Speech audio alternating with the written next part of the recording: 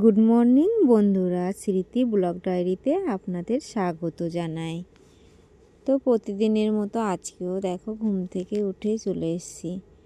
তো আজকে পুরো বিছনার যে কভার আছে, তারপরে মশারি আছে, সেগুলো সব পরিষ্কার করব। তো তার জন্য দেখো সব কিন্তু পেরে নিলাম। তো প্রথমে মশারিটা খুলে নিলাম, তারপরে দেখো বালিশের কভার, বিছনা চাদর সব একে একে খুলে কিন্তু দিচ্ছি। তো এদিকে আমার হাই উঠে গেছে, যেহেতু সকাল সকাল ঘুম থেকে উঠেছি। তো এবার দেখো ব্ল্যাঙ্কেটগুলো ভাঁজ করে কিন্তু গুছিয়ে নিচ্ছি। তো এগুলো গুছিয়ে না নিলে তো পরে সমস্যা হয়ে যাবে, তো ওই জন্য গুছিয়ে এক সাইডে রেখে দিচ্ছি, আর এক সাইড দিয়ে কিন্তু পরিষ্কার করে এক সাইডে রেখে দিচ্ছি। আর এই দেখো এদিকে কাপড়টা তোলা আছে, দেখেই বুঝতে পারছো ওর ভেতরে কি কি রাখা আছে। তো আমার কাজ আজকে এখান থেকেই শুরু করলাম। তো এগুলো করার পরেই কিন্তু ঘরগুলো ঝাড়ু দিয়ে নেব, ঘর ঝাড়ু দিয়ে মুছে নেব, তারপর উঠান ঝাড়ু দিতে হবে। তো ভাবলাম যে মশারিটা কাঁচা আছে সেটা কিন্তু টানিয়ে নিই, তার কারণ আজকে না আবার মেঘ মেঘ ভাব হয়েছে, কেননা এখন শীতের সময়। তো বিছনাটা পুরো পরিষ্কার করে কিন্তু বেড কভার গুছিয়ে তোমাদের দেখিয়ে দিলাম। তো কেমন হয়েছে অবশ্যই কমেন্টস করে জানিও। তারপরে দেখো আমি উঠোন ঝাড়ু দিতে চলে এসেছি। এদিকে দেখো আমার মিঠু কিন্তু খাঁচার ধারে এসে বসে আছে। তো এবার সোয়েটার যেহেতু কাজ করতে করতেই তো একটু মানে কাছাকাছি ব্যাপার আছে, তো আমি দেখো সব কিন্তু পরিষ্কার করার জন্য গামলার মধ্যে ভিজিয়ে দিয়েছি। এবার আমি আমার যে ছোট বাগানটা ছিল সেখানে যাচ্ছি।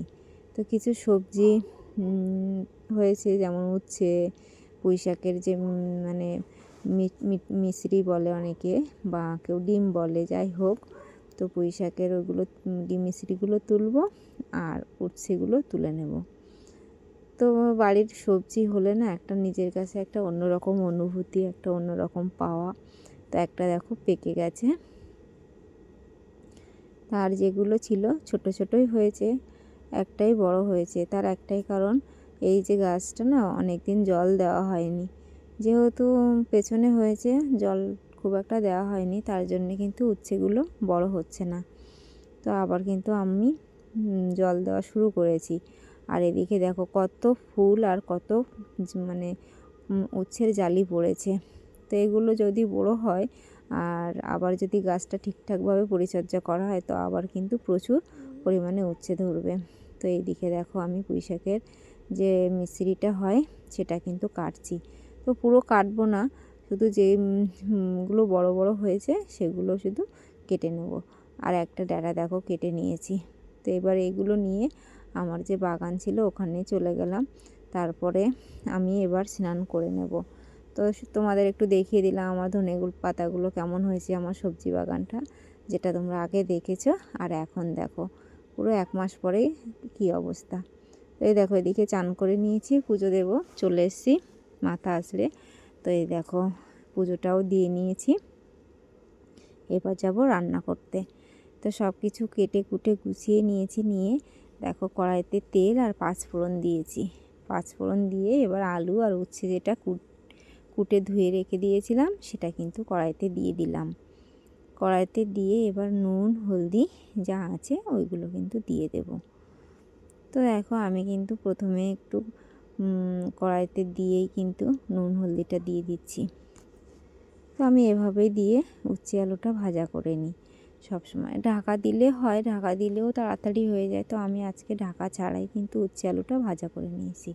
আর ওদিকে পুঁই শাকের যে ডাঁটাটা দেখতে পাচ্ছ ওটা কিন্তু কাটছি। তার আগে কি পুঁই শাক করবো, তো একটু মশলা করে নিই, পেঁয়াজ, একটু রসুন আর একটু টমেটো, কাঁচা লঙ্কা দিয়ে একটা দেখো মশলা করছি। আর কুমড়ো আর আলুটা কেটে রেখেছিলাম আগে, সেটা দিয়ে দিয়েছি। তারপরে দেখো ওইগুলো কষাতে কষাতে আমি পুঁই শাকগুলো কেটে নিয়েছি। তার কারণ আমি গোটা আগে ধুয়ে নিয়েছিলাম, তো ওই জন্য আর কাটার পরে বেশি একটা ধুতে হয়নি। তো এই যে পুরো রান্না কমপ্লিট হয়ে গেছে। এবার আমি খাওয়া দাওয়া করে ছেলেকে স্কুলে পাঠিয়ে সেগুলো আর দেখানো হয়নি, তাড়াহুড়ো থাকে। তো অনেক ব্যস্ততার মধ্যে তোমাদের যেটুকু পারি সেটুকু শেয়ার করি। তো এইদিকে দোকানে এসে দেখো প্রিন্সেস কাট ব্লাউজ কাটিং করব। তো আমি কিভাবে কাটিং করব সেটা দেখানোর জন্য কিন্তু চলে এসেছি। তো প্রথমে ব্লাউজের যে ঝুলের মাপটা থাকে সেই ঝুলের মাপ থেকে 1.5 ইঞ্চি কাপড় আমি বেশি নিয়েছি। যেহেতু পেছনের পার্ট আর সামনের পার্টের একটু পার্থক্য থাকে, তো সামনের পার্টে আমি 1.5 ইঞ্চি বেশি নিই আর পেছন পার্টে আমি 1 ইঞ্চি বেশি নিই। তো এই যে আর বডির মাপে 4 ভাগের 1 ভাগ সাথে এক্সট্রা আমি 2 ইঞ্চি বেশি নিয়েছি। তো এই যে দেখো সামনের গলাটা দেখো আমি কেটে নিয়েছি 2.5 ইঞ্চি, পুরটা 3.5 ইঞ্চি আর মহড়াটা নিয়েছি আমি 6 ইঞ্চি। তো সামনের গলাটাও 6 ইঞ্চি নিয়েছি। তো এই দিকে দেখো আমি 10.5 ইঞ্চিতে একটা মার্কিং করে 3.5 ইঞ্চিতে একটা মার্কিং করে নিয়েছি। নিয়ে দেখো আমি কোনো স্কেল কোনো শেপ কাট ছাড়াই কিন্তু হাতের মাপে ওখান থেকে এই যে 3 ইঞ্চি মাপ নিয়েছি আর এখান থেকে যে শেপটা দিয়েছি দেখো 1.5 ইঞ্চি কিন্তু রয়েছে। তো ছিট কাটতে কাটতে যে বলে না একটা অভিজ্ঞতা, তো মনে করো সেরকম। তো যে মাপটা তোমাদের দেখিয়ে দিচ্ছি তোমরা ঠিক মাপে মাপে কিন্তু করবে। তো এখান থেকে বডির মাপ নিয়ে আমি দাগিয়ে নিয়েছি আর এখান থেকে যে রাউন্ডটা দিয়েছি রাউন্ডটা আর গলাটা কিন্তু চৌকো গলা হবে। তো যেহেতু চৌকো, সামনেও চৌকো পেছনেও চৌকো হবে, তো আমি দেখো কিভাবে কাটিং করে নিচ্ছি। তো এই যে যে দাগ বা যে ডিজাইনটা আমি এঁকে নিয়েছি ঠিক সেভাবেই কিন্তু আমি কাটিংগুলো করে নেব। তো এই যে দেখো এখান থেকে কিন্তু আমি টোকেন কেটে নিচ্ছি, এখানেও কেটে নিচ্ছি। তার একটাই কারণ যে সামনের পার্টটা হয়তো আমার দাগানো রয়েছে কিন্তু পেছনের অন্য পার্টগুলো তো দাগানো নেই।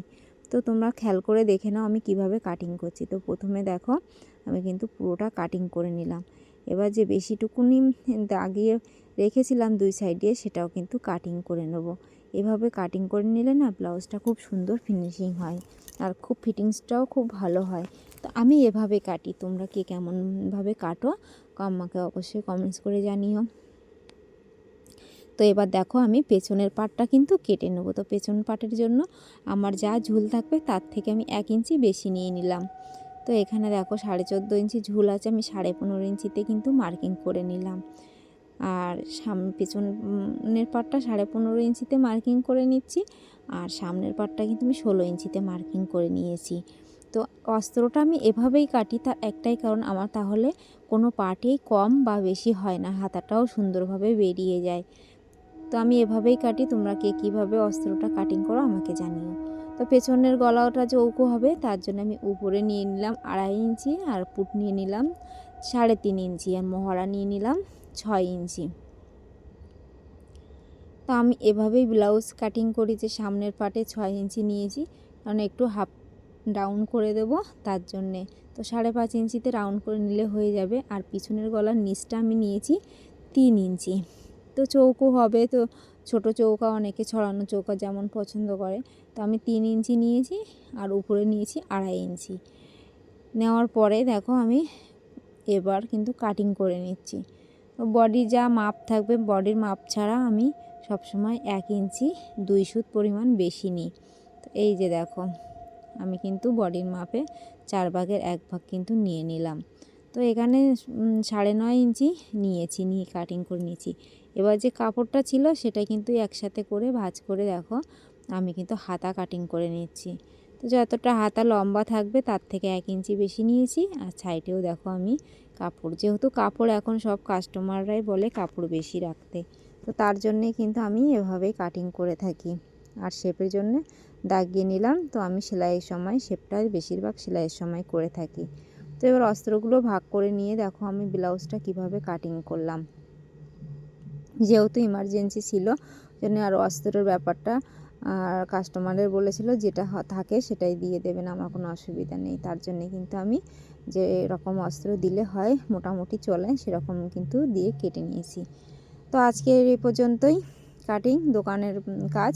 তো এবার দেখো প্রায় সন্ধ্যা হয়ে এসছে, এবার বাড়ি এসছি, বাড়ি এসে আজকে না মাংস রান্না করব।